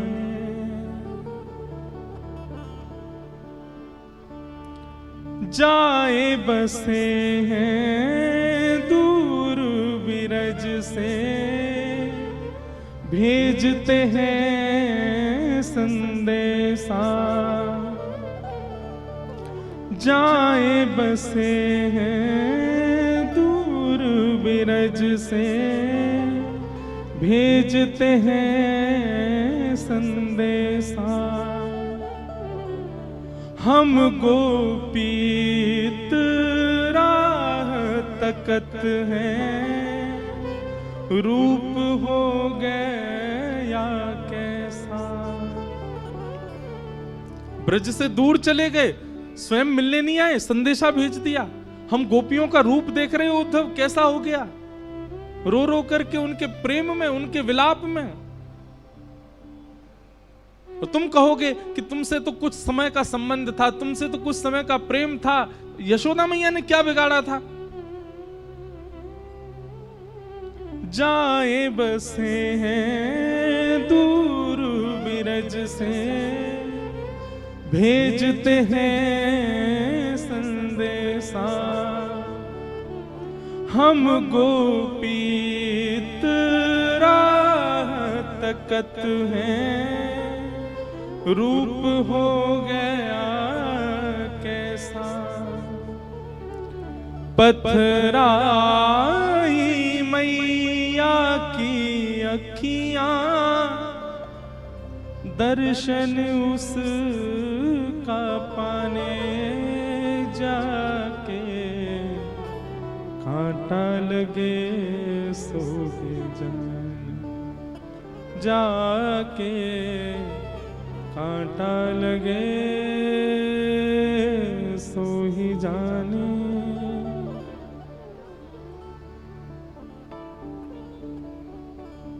तभी किशोरी जी के समीप में रखी हुई ठाकुर जी की वंशी। बंधुओं, एक बात आपने कभी गौर करो या करना चाहिए कि ब्रज से जाकर के ठाकुर जी ने कभी वंशी नहीं बजाई, वेणु वाद्य नहीं किया। ठाकुर जी ने मथुरा जाती आयुध उठा लिए। वृंदावन में ठाकुर जी आयुधों में दर्शन नहीं देते, वृंदावन में ठाकुर जी वंशी में दर्शन देते हैं। वहां ठाकुर जी अपने प्रभाव को छुपाते हैं, अपने स्वभाव को दिखा रहे हैं। वृंदावन से दूर जाते ही ठाकुर जी अपने स्वभाव को छुपा लेते हैं, वहां अपना प्रभाव दिखा रहे हैं। शंख चक्र गदा पद्मधारी त्रिलोकी नाथ, एक भ्रगुटी टेढ़ी करते ही महाराज शिशुपाल की गर्दन सर से अलग कर दी। महाभारत का युद्ध चुटकियों में जिता दिया पांडवों को। समुद्र के बीच नई नगरी बना दी द्वारिका, 16,108 ब्याह करके। ठाकुर जी का प्रभाव प्रकट होता है वृंदावन से जाके। वृंदावन में तो ठाकुर जी स्वभाव में रहते हैं। ऐसे कोमल से ठाकुर जी, कोमल कोमल हाथ, कोमल से चरण, कोमल मुखमंडल और पतरी सी नेक्सी सी बंसी बजामे। एक गोपी उस वंशी को लेकर के उद्धव के पास गई। उद्धव,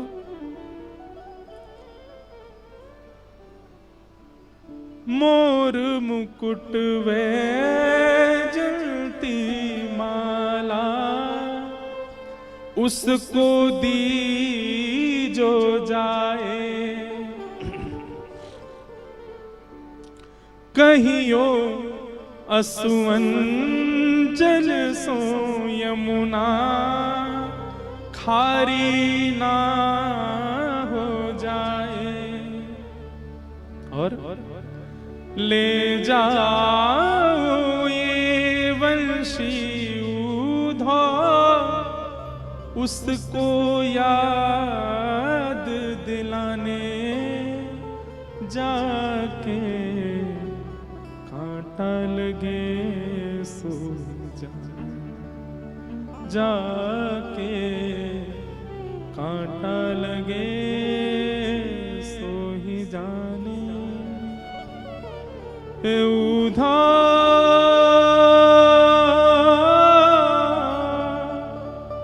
मत आइयो समझाने,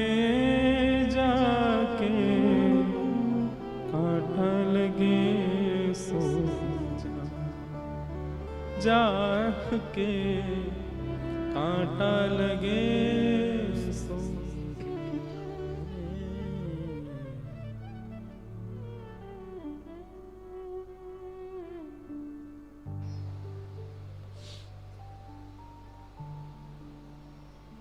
उद्धव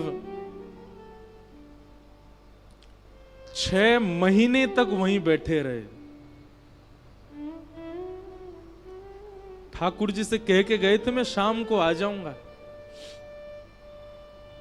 और 6 महीने तक उन गोपियों के बीच में ही बैठे हैं, श्री जी के रूप का दर्शन कर रहे हैं, सब गोपियों की वार्ता सुन रहे हैं। बेसुध हो गए, भूल गए मैं कौन हूं। मैं बृहस्पति का शिष्य, मैं वृष्णियों का महामंत्री, मैं कृष्ण का दैत्य सखा, सब विस्मृत हो गया। उद्धव से दंडवत प्रणाम किया और किशोरी जी के चरणों से लिपट गए और बोले, हे श्यामाजू, अब मुझे कहीं नहीं जाना, सदा आपके श्री चरणों में रहना है। साधन हीन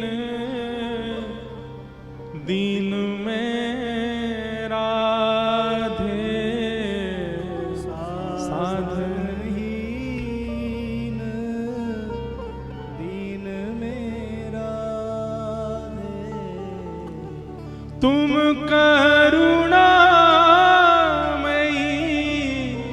प्रेम अगाधे, तुम करुणामयी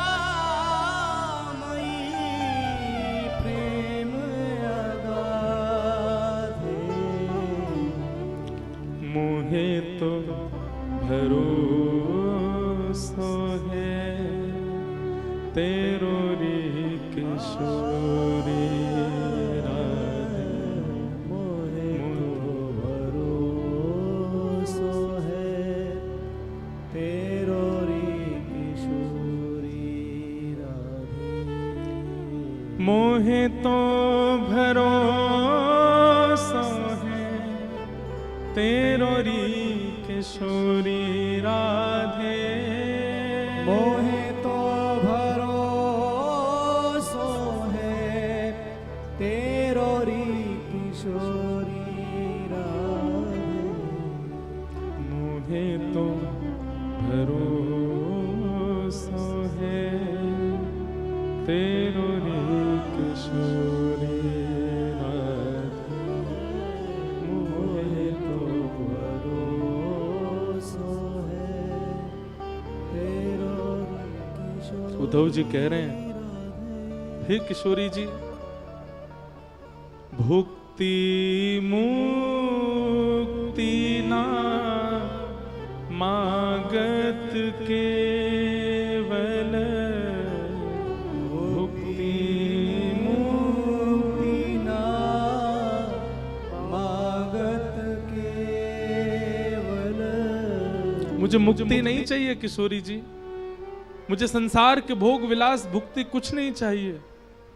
मुक्ति भुक्ति ना मागत केवल, मुक्ति भुक्ति ना मागत के। तो क्या चाहिए? अपनो जान संभालो किशोरी राधे, अपनो जान संभालो किशोरी राधे, अपनो जान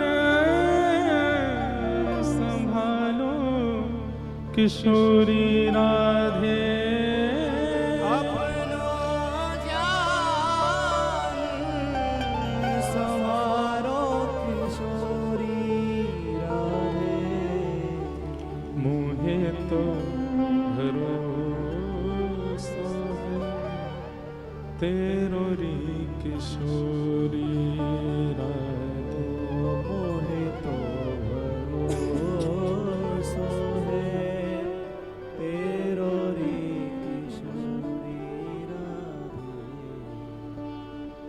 उद्धव जी आप जाओ, हमारो कन्हैया आपसे बड़ो प्रेम करे, प्रीति करे।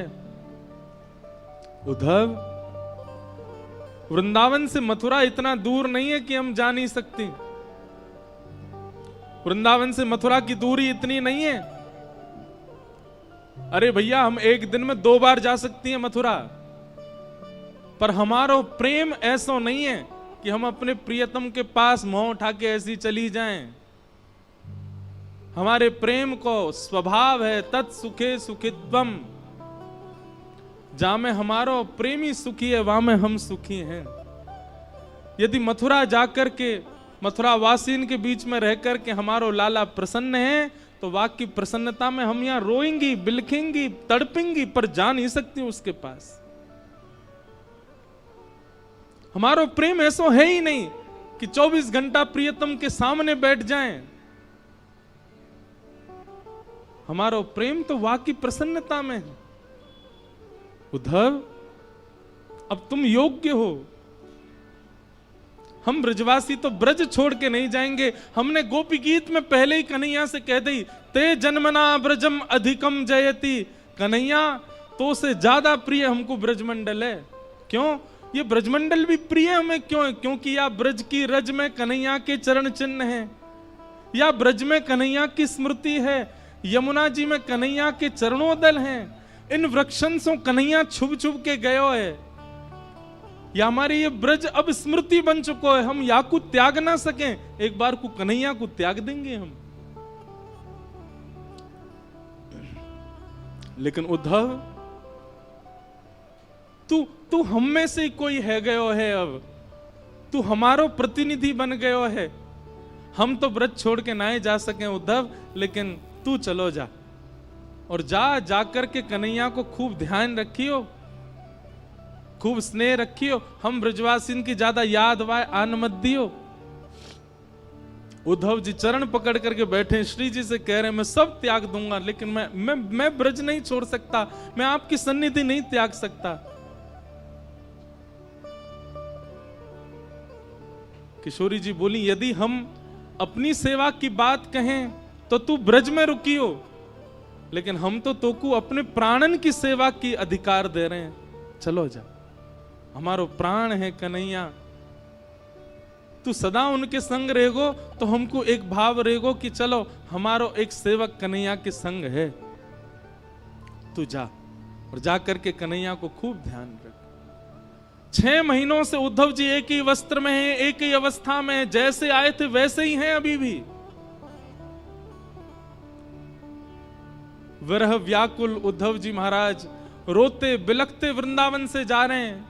वृक्षों को बार बार हृदय से लगा रहे हैं, ब्रजवासियों को हृदय से लगा रहे हैं, सबके चरणों में बार बार प्रणाम कर रहे हैं, बार बार अपनी झोली फैला करके विधाता से कह रहे हैं, एहु विधि ना तो पे अचिरा पसार मांगू, जन्म जन्म दीजो याही ब्रज वसिवो। आशा महो चरण रेणु जशाम हम शाम, वृंदावने किमपि गुलमलतौषधी नाम।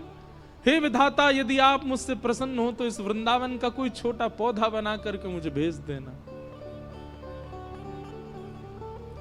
पैदल ही उद्धव जी महाराज मथुरा को चल दिए, रथ में नहीं गए। और मथुरा में श्री ठाकुर जी के भवन में जैसे ही प्रवेश किया, भगवान श्री कृष्ण अपने आसन से खड़े हो गए। अरे मेरा उद्धव आया, मेरा प्यारा उद्धव आया। उद्धव जी क्रोध में भर करके गए हैं, गले भी नहीं लगे ठाकुर जी के, सीधा हाथ पकड़ा और खींच करके ले जाने लगे। ठाकुर जी बोले, अरे उद्धव कहा कर रहे हो भैया, कहा कर रहे हो? उद्धव बोला, चलिए मेरे साथ। भगवान बोले, कहां? बोले, वृंदावन चलिए, वहीं रहिए। आपके लिए नहीं है मथुरा, आपके लिए नहीं है द्वारिका, आपके लिए नहीं है ब्रह्मांड, आपके लिए नहीं है वैकुंठ, आपके लिए योग्य स्थान पूरे ब्रह्मांड में केवल वृंदावन है। वृंदावन से ज्यादा स्नेह, वृंदावन से ज्यादा प्रेम आपको कोई नहीं कर सकता नाथ। किसी और को दे दीजिए पदवी भगवान की, मत छोड़ करके जाइए इस वृंदावन को, इन ब्रजवासियों को। आपको सौगंध है मेरी, आप चलो वापस। मैं प्राण त्याग दूंगा नाथ चरणों में यदि आप वापस वृंदावन नहीं चले तो। क्या बिगाड़ा गोपियों ने, क्या बिगाड़ा गोप ग्वालों ने, क्या बिगाड़ा? यशोदा मैया के नेत्र पत्थर बन गए ठाकुर जी आपकी याद में। नंद बाबा पादुका नहीं पहनते चरणों में। किशोरी जी सोई नहीं है पिछले 5 वर्षों से।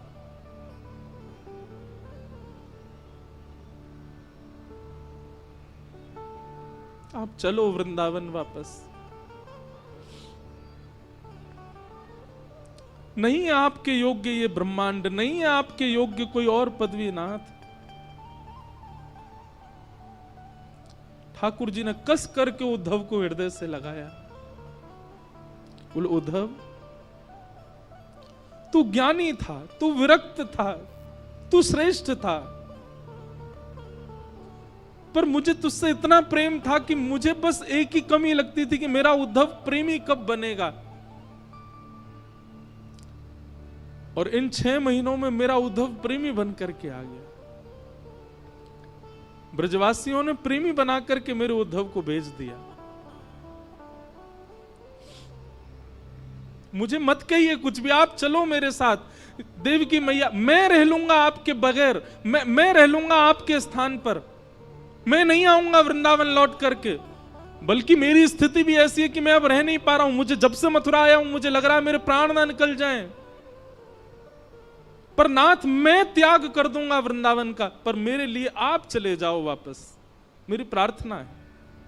मत करिए कोई लीला, कोई आवश्यकता नहीं है ब्रह्मांड को आपकी। आपकी आवश्यकता ब्रजवासियों को है।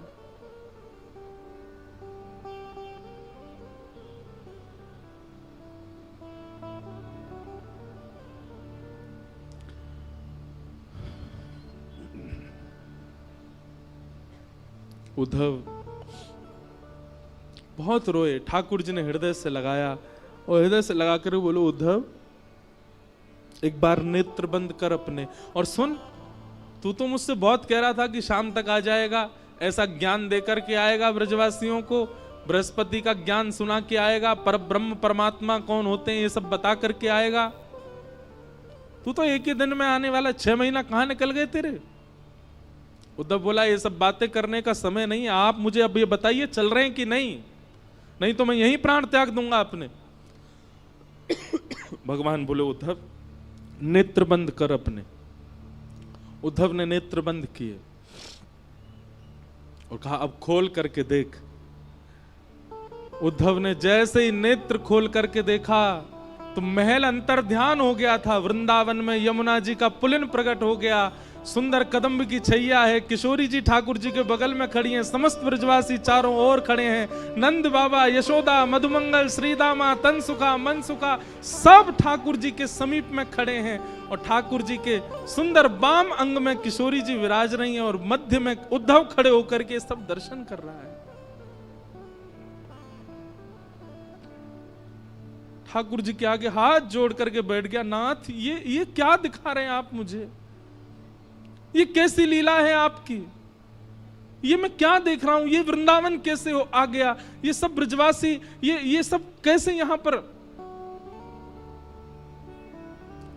ठाकुर जी ने उद्धव को हृदय से लगाया। उद्धव वृंदावनम परित्यज्य पादमेकम न गच्छति। मैं वृंदावन छोड़ करके एक पग भी कभी कहीं नहीं जाता। वृंदावन यानी कोई नगर नहीं, वृंदावन यानी कोई तीर्थ नहीं, वृंदावन यानी कोई स्थान नहीं, वृंदावन यानी श्री युगल राधा कृष्ण ही वृंदावन है। वृंदावन विलग नहीं है उद्धव। तो फिर मथुरा लीला ये सब क्या है। भगवान कहते हैं वो मेरा ऐश्वर्य रूप है जो मथुरा में लीला कर रहा है। जो द्वारिका लीला में जाएगा, जो महाभारत लीला में जाएगा, जो आगे की सारी लीलाओं में मेरा स्वरूप दिखने वाला है, वो मेरा प्रभाव स्वरूप है, वो मेरा ऐश्वर्य स्वरूप है।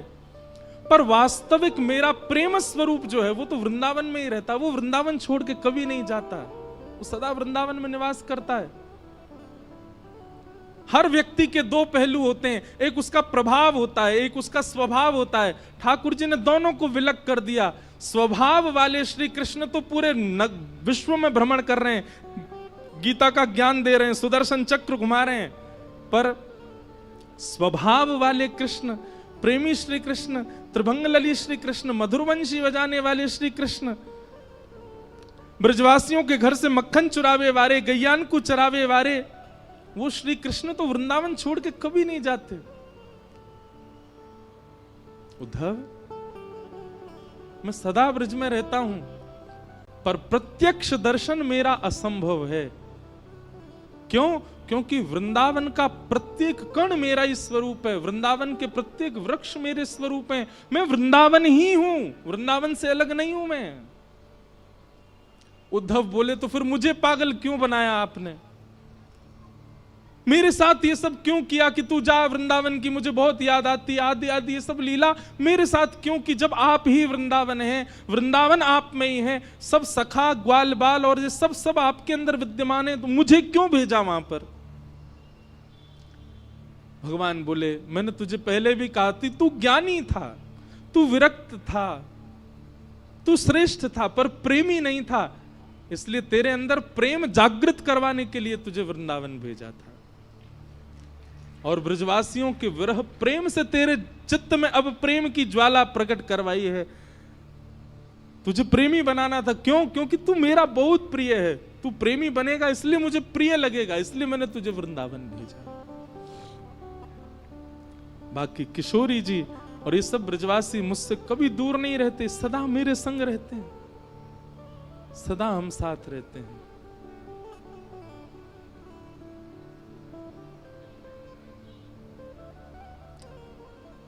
ऊधो सूधो है चलो, सुन गोपिन के बोल, ज्ञान बजाई डुमडुमी, प्रेम बजायो ढोल। ज्ञान की डुमडुमी बज गई और प्रेम का ढोल बजा, ऐसा ढोल बजा उद्धव जी मानो गाने लगे, सबसे कह रहे हैं क्या? प्रेम नगर मत जा मुसाफिर, प्रेम नगर मत जा, प्रेम नगर मत जा, मुसाफिर प्रेम नगर माने हमारा वृंदावन, और मुसाफिर मतलब घूमने फिरने वाला। ए घूमने फिरने वालों, फोटो खिंचाने वालों, मत जाया करो वृंदावन। आप तो शौक शौक में चले जाते हो घूमने वृंदावन, किसी दिन वृंदावन ने पकड़ लिया ना, कहीं के नहीं रह जाओगे फिर। इसलिए उद्धव जी महाराज कह रहे हैं, जा दूध का जला छाछ फूक फूक के पीता है। उद्धव जी सबको समझा रहे हैं, मैं वृष्णियों का मंत्री, मैं बृहस्पति का शिष्य, उद्धव मेरी दशा क्या हो गई देख लो। इसलिए भैया घूमने फिरने वाले, मौज उड़ाने वाले वृंदावन मत जाया करो। काउदना यदि कन्हैया ने तुम पकड़ लिए, काउदना वृंदावन ने यदि पकड़ लियो तो कहीं के नहीं रह पाओगे फिर। प्रेम नगर मत जा मुसाफिर, प्रेम नगर मत जा,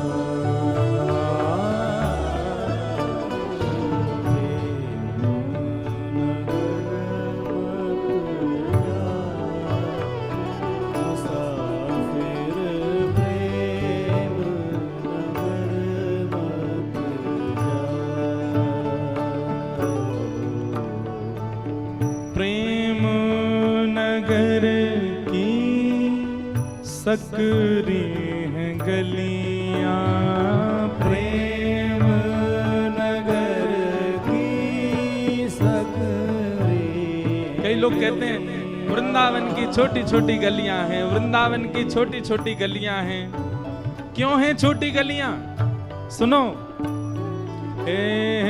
प्रेम नगर की सकरी हैं गलियां, प्रेम नगर की सकरी है गलियां। ओ प्रेम नगर की सकरी हैं गलियां, प्रेम नगर की सकरी तो? है गलियां। तामें दो ना समान मुसाफिर प्रेम नगर में जा।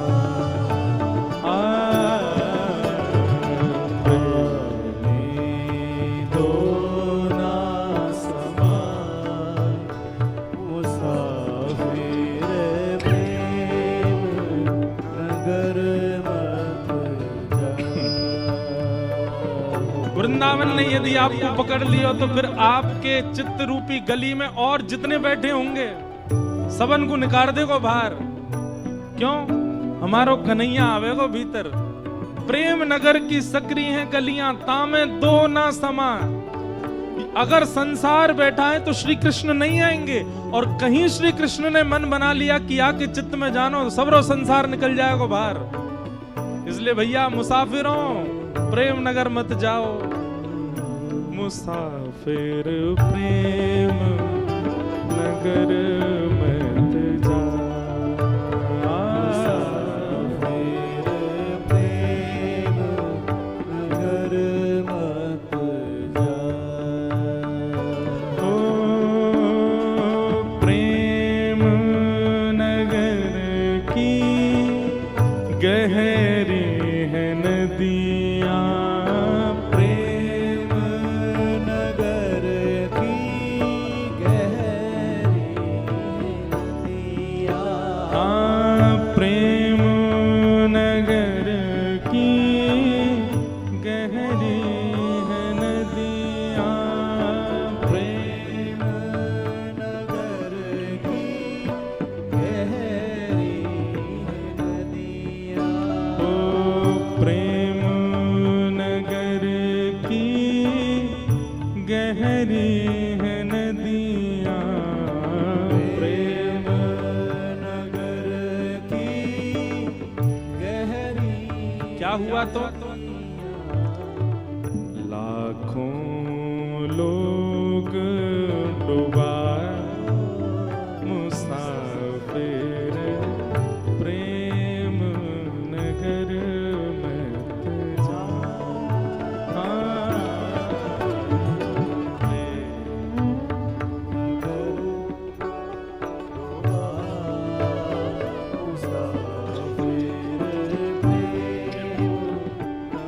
भैया लाखों डूब गए वहां में।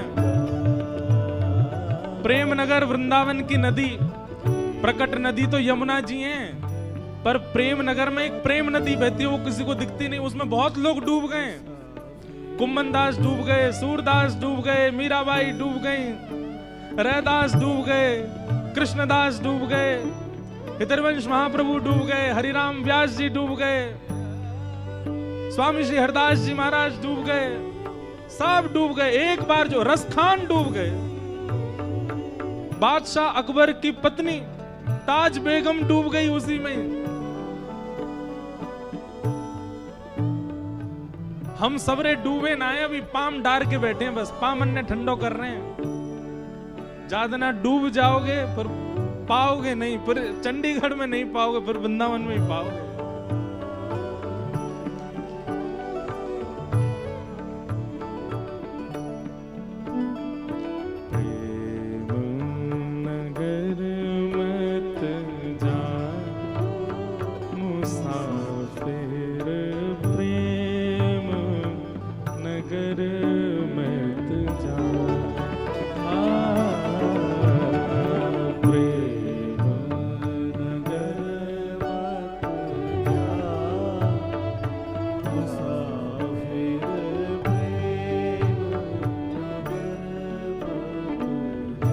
बोल वृंदावन धाम की।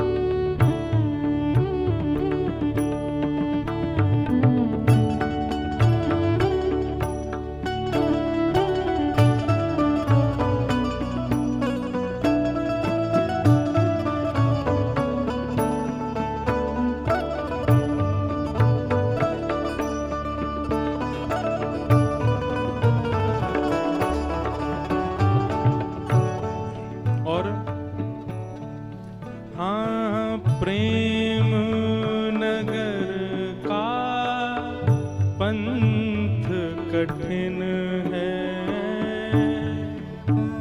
नगर का पंथ कठिन है।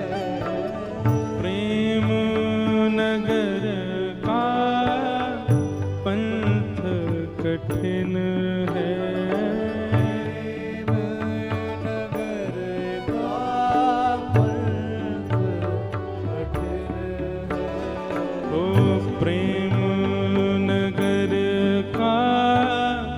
पंथ कठिन है, नगर का पंथ कठिन है। आपे ना चल पा मुसाफिर, प्रेम नगर मत जा।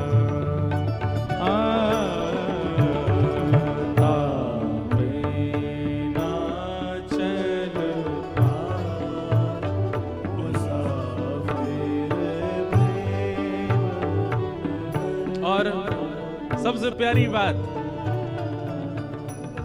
हे प्रेम नगर की सुंदर है परियां, प्रेम नगर की सुंदर है परियां।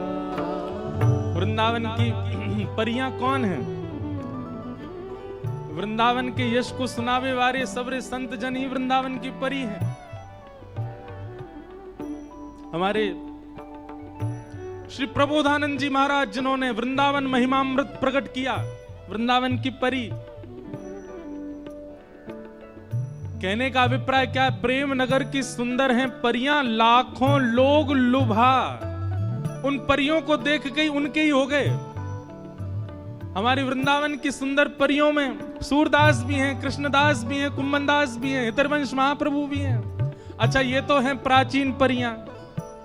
हमारे परम पूजनीय श्री मलुकपीठ वाले पूज्य महाराज जी वृंदावन की वर्तमान परी हैं। उनको देख के देखो कितने सारे लोग उनके अनुयायी हो गए। हमारे वृंदावन यश को जिन्होंने खूब गाया और इस कथा के लिए भी जिन्होंने खूब आशीष प्रदान किया, हमारी वृंदावन की वर्तमान परी तो नहीं, परी एक शब्द है क्योंकि लुभाया है, लेकिन ऐसे रसिक शिरोमणि श्री राधा वल्लभ लाल जी के परम प्रिय श्री प्रेमानंद जी महाराज वृंदावन के वर्तमान परी हैं। हमारे पूज्य गुरुदेव भगवान पूज्य पिताजी महाराज परसों आए, अभी बागेश्वर वाले महाराज जी आके गए, जेऊ वृंदावन ही घूमते रहे, ये वृंदावन की परी हैं। और ये सब तो बड़ी बड़ी परी हैं, एक छोटी सी परी मैं भी हूं वृंदावन की। तो भैया प्रेम नगर की सुंदर है परियां, प्रेम नगर की सुंदर है परियां। ओ प्रेम नगर की सुंदर है परियां, प्रेम नगर क्या किया इन्होंने? लाखों लोग लुभाए मुसाफिर प्रेम नगर मत जा।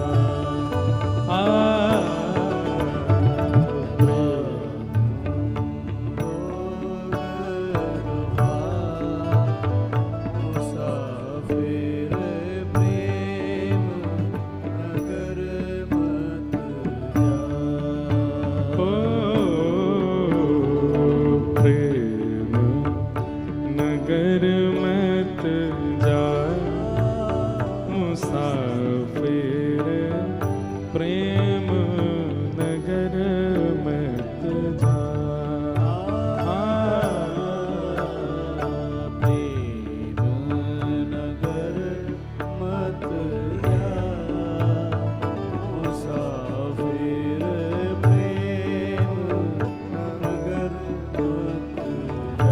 प्रेम नगर मत जा। प्रेम नगर मत जा। ओ प्रेम नगर मत जा।